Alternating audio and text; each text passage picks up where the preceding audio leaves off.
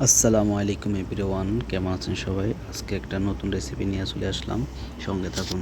এখানে আমি মশলা করে নিছি, সাথে দিয়ে দিচ্ছি মূলা।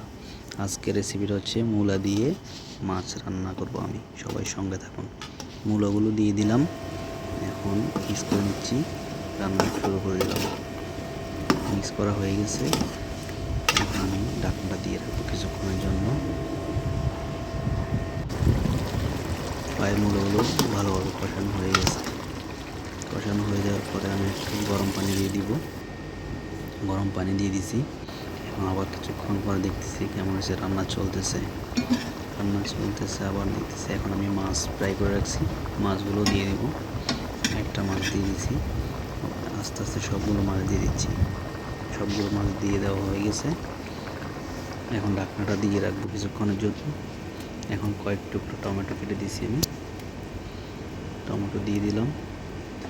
তারপরে রান্না প্রায় শেষের দিকে আমি দিয়ে দিচ্ছি রসুন। কাঁচা রসুন কে খান জানাবেন, অনেক মজা হবে।